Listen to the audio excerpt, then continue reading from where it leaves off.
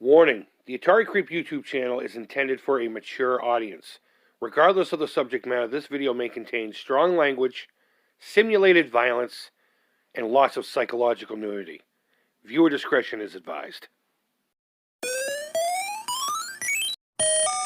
What's up, creepers?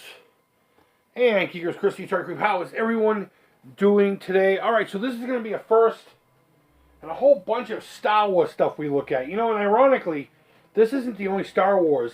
It just seems like this past week was all Star Wars. I got a Black Series 3PO, and then some random figure from The Force Awakens as a special gift that came along with it.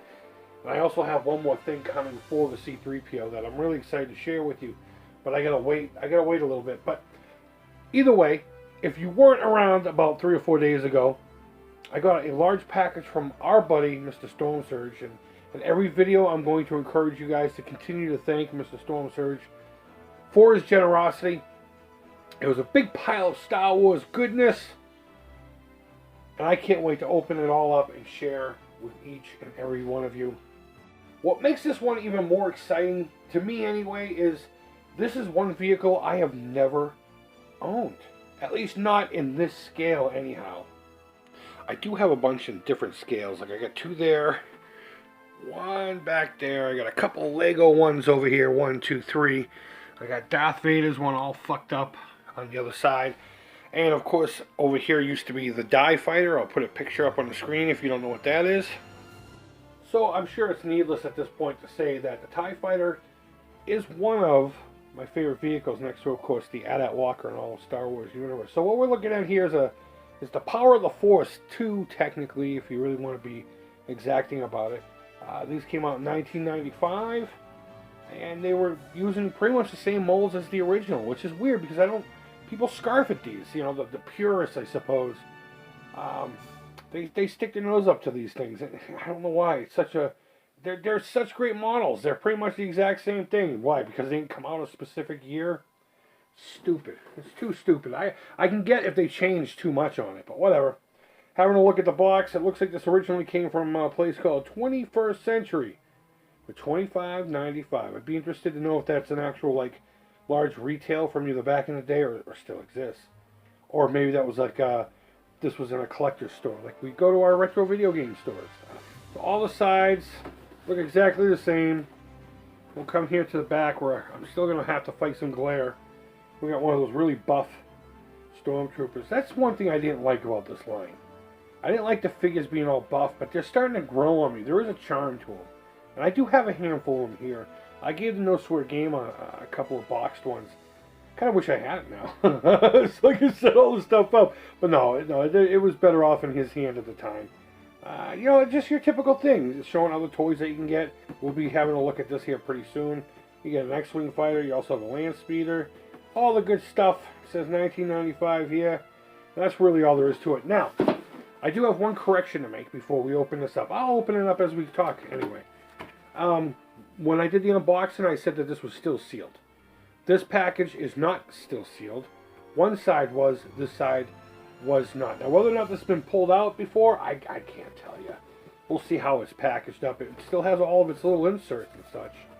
So I'm going to guess it has been out of its package. Oh yeah, most definitely. And either displayed or played with. And then it was just nicely put back into place. So here's the cockpit fuselage thingy-mabobby. Oh man, it's every much as cool as I remember from back in the day. It's the inside. I don't know if I have a figure that would be appropriate to go in there. I'll put a Stormtrooper in there. How's that be? Alright, so the wings jump cut, right? On the little cardboard, just like that. It'll pop out like this. You have to remember that when putting it all back together. Storage. Pop this one out. There you go. There we go. Looks like a poster of sorts. Ooh! Oh my god, that's awesome. I did not know these came with... Oh, I hope the Millennium Falcon has one of these. I mean, if it doesn't, it's okay, but... That's fucking awesome. Now, I don't know if these are size specific. I am guessing not. Let me straddle the camera here. Bam, there's one.